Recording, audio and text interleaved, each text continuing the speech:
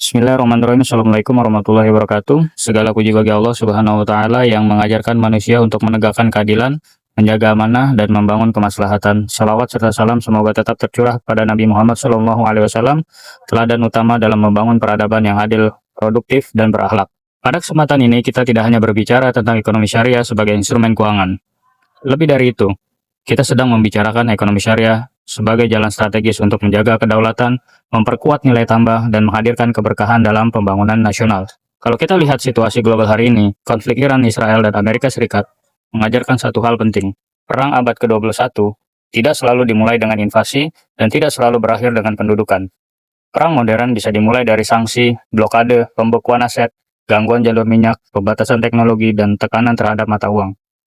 Hari ini, sebuah negara dapat dilemahkan bukan hanya dengan rudal, tetapi dengan memutus aksesnya terhadap dolar, mempersempit ruang ekspornya, menaikkan premi risiko obligasinya, dan membuat mata uangnya kehilangan nilai kepercayaan.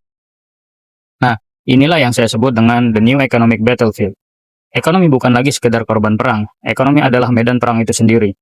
Minyak menjadi senjata, dolar menjadi instrumen tekanan, obligasi menjadi ukuran kepercayaan, teknologi menjadi alat dominasi, jalur laut menjadi urat nadi kekuasaan. Bahkan, diplomasi pun tidak lagi hanya sebatas gencatan senjata, tetapi juga aset beku, sanksi, ekspor minyak, jalur pelayaran, dan verifikasi nuklir. Kalau kita tarik ke konteks Indonesia hari ini, ketika rupiah melemah, capital outflow meningkat, subsidi BBM menekan ruang fiskal, dan IHSG mengalami koreksi tajam, kita tidak boleh membaca semua ini hanya sebagai gejolak pasar. Ini adalah ujian terhadap struktur ekonomi nasional. Pasar sebenarnya sedang bertanya, apakah Indonesia hanya menjadi tempat parkir modal jangka pendek atau mampu membangun sistem ekonomi yang berakar pada produksi, devisa, nilai tambah, dan kepercayaan publik? Masalah real Indonesia saat ini bukan semata-mata kurangnya minat investor, tetapi bagaimana menjaga trust, conviction setelah modal masuk. Dalam hal ini, trust adalah fondasi agar investor percaya bahwa Indonesia aman untuk dimasuki, tetapi conviction adalah alasan mengapa investor mau bertahan, menambah modal, dan menjadikan Indonesia sebagai tujuan investasi panjang. Data investasi triwulan 1 2026 menunjukkan bahwa realisasi investasi masih kuat, mencapai 498 triliun, dengan PMI sekitar 250 triliun atau 51% dari total investasi. Artinya sebenarnya asing masih melihat Indonesia sebagai pasar destinasi produksi yang menarik. Namun, di sisi lain tekanan rupiah, keluar dana asing dari pasar modal dan obligasi, kekhawatiran terhadap transparansi pasar, isu tata kelola, serta persepsi risiko fiskal membuat investor global lebih berhati-hati. Jadi masalahnya bukan hanya bagaimana menarik capital inflow dan FDI, tetapi bagaimana memastikan investor percaya bahwa Indonesia punya arah kebijakan yang konsisten, data yang transparan, pasar yang fair, dan proyek yang benar bankable. Solusinya adalah memperkuat 3 hal sekaligus. Stabilitas makro melalui koordinasi fiskal moneter yang kredibel, kepastian regulasi melalui penyederhanaan izin, dan perlindungan investor, serta governance proyek melalui laporan digital, audit terbuka, dan standar ESG SDGs yang terukur. Dalam konteks ekonomi syariah, kita dapat menjadi jembatan pembiayaan berbasis aset real, prinsip transparansi, risk sharing, dan keberpihakan pada sektor publik. Dengan begitu, Indonesia tidak hanya mengejar modal yang datang cepat, tetapi membangun keyakinan jangka panjang agar FDI, Sovereign Wealth Fund, Pension Fund, Islamic Fund, dan investor global melihat Indonesia sebagai tempat yang aman, kredibel, layak untuk menanamkan modal secara berkelanjutan. Di titik inilah ekonomi syariah harus masuk, bukan hanya sebagai slogan, bukan sekedar label, tetapi sebagai arsitektur ekonomi baru. Ekonomi syariah tidak boleh lagi dipersempit sebagai urusan bank syariah, label halal, atau instrumen keuangan khusus umat. Dalam konteks hari ini, ekonomi syariah harus diposisikan sebagai strategi kedaulatan ekonomi nasional, menahan kebocoran devisa, memperkuat pembiayaan sektor real, mengurangi ketergantungan pada hot money, dan membangun pasar domestik yang tahan terhadap guncangan global.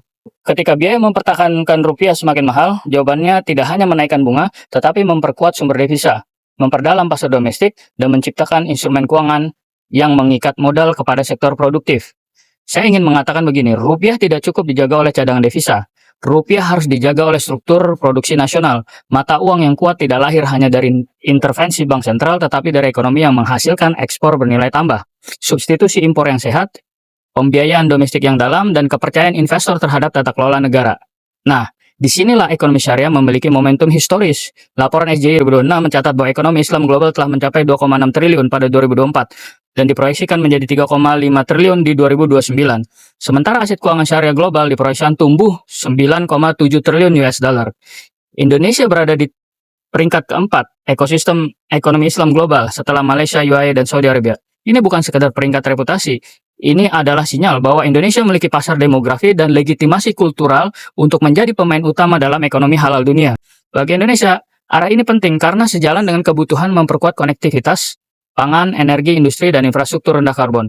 Apalagi portofolio ESDB di Indonesia sudah mencapai 527 proyek dengan total sekitar 8,3 miliar US dollar, terutama pada sektor pertanian, kesehatan, industri, pendidikan, transportasi, dan energi. Ini menunjukkan bahwa Islamic Finance dapat menjadi instrumen strategis untuk membiayai proyek produktif, memperkuat ketahanan ekonomi, dan mendukung agenda keberlanjutan. Fenomena rupiah hari ini memberi pelajaran penting. Selama pembiayaan pembangunan terlalu bergantung pada arus modal portofolio asing, maka ketika US Treasury menawarkan imbal hasil lebih tinggi, modal akan bergerak keluar dengan cepat. Ini bukan semata-mata karena Indonesia tidak menarik, tetapi karena investor global berpikir secara relatif mana yang lebih aman, lebih liquid, dan lebih memberikan imbal hasil setelah risiko kurs dihitung. Ketika US Treasury kuat, rupiah sedang bersaing bukan hanya dengan mata uang negara lain, tetapi juga dengan instrumen paling aman di dunia. Karena itu, ekonomi syariah harus ditawarkan sebagai jawaban struktural terhadap capital flight. Caranya bukan dengan menolak pasar global, tetapi dengan memperkuat basis pembiayaan domestik melalui sukuk, dana haji, dana wakaf, zakat produktif, Islamic money market, dan pembiayaan berbasis aset real. Kalau hot money bisa keluar dalam hitungan hari, maka dana sosial keagamaan dan dana domestik produktif dapat menjadi patient capital, modal yang lebih sabar, lebih dekat dengan sektor real, dan lebih tidak spekulatif. Jika kita hitung secara lebih teknokratis, ekonomi syariah Indonesia sebenarnya sudah memiliki skala yang cukup untuk masuk ke agenda makro nasional. Berdasarkan data OJK per Maret 2026, total aset keuangan syariah Indonesia tidak termasuk saham syariah telah mencapai sekitar 3.156,89 triliun. Perbankan syariah Indonesia juga tumbuh solid hingga Maret 2026. Aset perbankan syariah mencapai kurang lebih 1.061,61 triliun, tumbuh 10,5% year on year, pembiayaan mencapai 700 triliun, tumbuh 9,8% year on year, dan dana pihak ketiga mencapai 811 triliun, tumbuh 11% year on year. Artinya ekonomi syariah sudah memiliki fondasi institusional. Namun, fondasi ini harus dinaikkan kelasnya dari sekedar sektor keuangan menjadi mesin stabilisasi makroekonomi nasional. Sektor real, berdasarkan data Halal Value Chain 2025, sektor ini berkontribusi sekitar 27% terhadap PDB nasional. Ekonomi syariah bukan sektor pinggiran, ini sudah memiliki basis aset, basis produksi, dan basis pasar. Namun besarnya skala ekonomi syariah ini harus dibaca bersama satu masalah struktural Indonesia yang sering kurang dibahas, yaitu ICOR yang masih tinggi. ICOR menunjukkan seberapa besar tambahan investasi yang dibutuhkan untuk menghasilkan tambahan output ekonomi. Semakin tinggi ICOR, semakin mahal dan kurang efisien investasi tersebut. Dibanding beberapa negara Asia Tenggara, Indonesia masih membutuhkan modal lebih besar untuk menghasilkan pertumbuhan yang sama. Disinilah perbankan syariah harus masuk bukan hanya sebagai lembaga penghimpun dana, tetapi sebagai mesin efisiensi investasi. Strateginya adalah mengarahkan pembiayaan syariah ke sektor yang memiliki multiplier tinggi dan ICOR yang lebih rendah, seperti pangan halal, agroindustri, logistik halal, energi terbarukan, ekspor UMKM halal, kawasan industri halal, dan lain sebagainya. Termasuk di dalamnya pesantren produktif dan pembiayaan berbasis kontrak ekspor. Pertumbuhan aset ke depan tidak cukup hanya mengandalkan pembiayaan konsumtif atau migrasi nasabah dari bank konvensional. Perbankan syariah harus naik kelas melalui syndication financing, project-based sukuk, supply chain financing syariah, pembiayaan ekspor berbasis devisa hasil ekspor syariah, serta kemitraan dengan sovereign wealth fund, BUMN, koperasi desa, industri halal. Dengan begitu, aset perbankan syariah tumbuh bukan karena ekspansi nominal semata, tetapi karena masuk ke sektor produktif yang benar-benar menciptakan output, devisa, lapangan kerja, efisiensi ekonomi nasional. Kalau kita masuk ke simulasi yang lebih konkret, jika 30% dari realisasi MBG sekitar 88,1 triliun dibiayai melalui skema supply chain financing syariah, maka kebutuhan pembiayaan sekitar 26,45 triliun atau hanya 3,69% dari total pembiayaan perbankan syariah. Jika 30.000 KDMP masing-masing memperoleh pembiayaan produktif syariah sekitar 1 miliar, total kebutuhan pembiayaannya 30 triliun atau 4,19% dari pembiayaan perbankan syariah. Strategi paling memungkinkan bukan menggantikan APBN, tetapi menghubungkan APBN, koperasi desa, industri halal, perbankan syariah, sukuk, dan DSI ke dalam satu ekosistem. Dalam kerangka ini, MBG dapat menjadi demand anchor, KDMP menjadi distribution anchor, DSI menjadi foreign exchange governance anchor, dan Islamic Finance menjadi productive financing anchor. Dengan cara ini, ekonomi syariah tidak hanya berbicara tentang kepatuhan akad, tetapi juga tentang pembiayaan produksi, penguatan devisa, stabilisasi fiskal, dan kedaulatan rantai nilai nasional. Maka, kalau kita serius ingin menjadikan ekonomi syariah sebagai kekuatan nasional, penguatannya tidak boleh lagi bergerak secara sektoral, tetapi harus dipimpin sebagai agenda lintas kementerian dan lembaga. KNEKS harus menjadi pusat orkestrasi nasional, tetapi mandatnya perlu dinaikkan dari sekedar forum koordinasi menjadi delivery unit, permanen di bawah Presiden dan Wakil Presiden, dengan kewenangan mengikat target data anggaran dan evaluasi kinerja lintas sektor.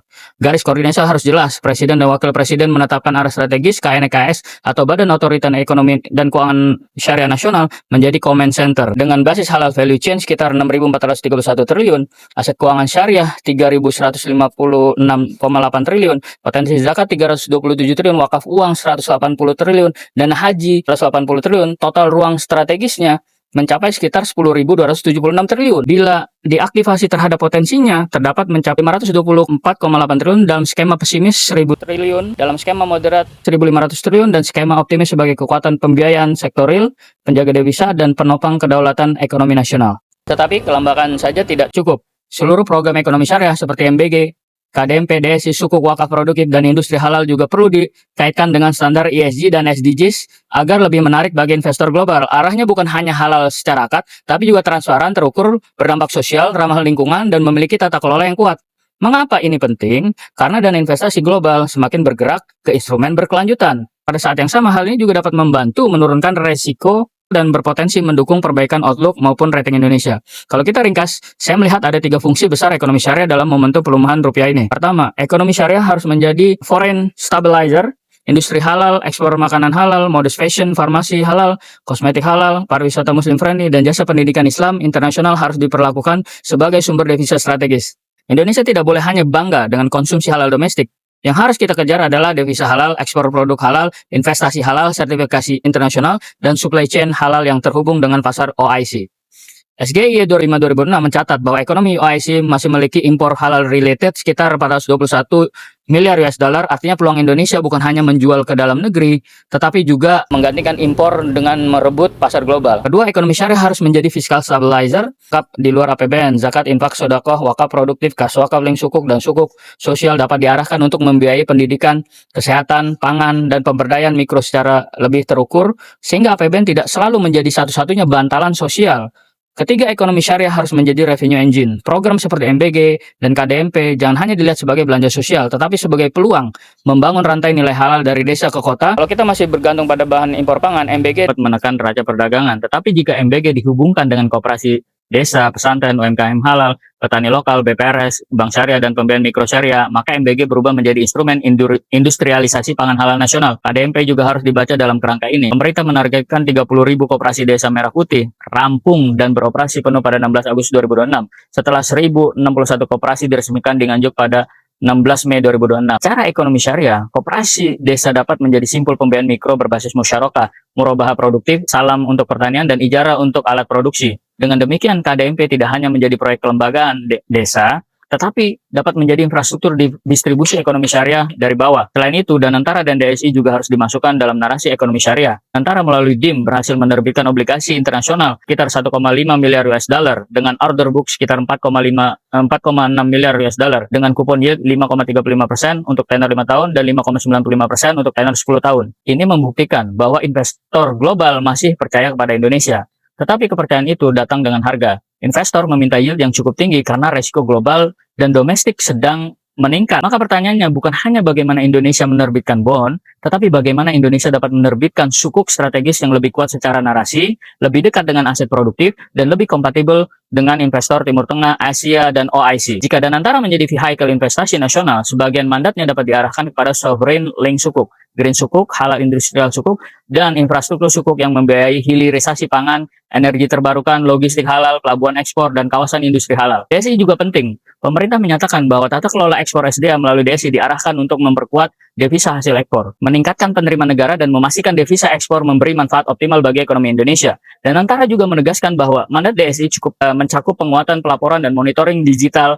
agar under invoicing dapat diidentifikasi secara lebih objektif. Ini sangat relevan dengan ekonomi syariah, karena prinsip syariah bukan hanya larangan riba, tetapi juga keadilan transaksi, transparansi harga, pencegahan goror, pencegahan manipulasi, dan perlindungan maslahat publik. Dengan bahasa yang lebih sederhana, DSI adalah soal menjaga devisa, ekonomi syariah adalah soal menjaga amanah. Bila keduanya digabungkan, Indonesia dapat membangun sistem ekspor yang bukan hanya legal formal, tetapi juga etis, transparan, berpihak kepada kepentingan nasional. Nah, disinilah aspek governance harus ditempatkan sebagai inti dari ekonomi syariah, bukan sebagai tatan tambahan. Prinsip utamanya sebenarnya cukup sederhana. Setiap rupiah program pemerintah setidaknya harus dapat menjawab 5 pertanyaan. Pertama, siapa penerima manfaatnya, siapa penyedianya, berapa harga wajarnya, apa output fisiknya, dan apa dampak ekonominya. Kalau saja 5 pertanyaan ini tidak bisa dijawab dengan data, disitulah celah kebocoran mulai terbuka. Dalam perspektif ekonomi syariah, governance bukan sekedar compliance saja. Governance adalah amanah. Amanah berarti uang publik tidak boleh bocor, proyek tidak boleh fiktif, harga tidak boleh dimanipulasi,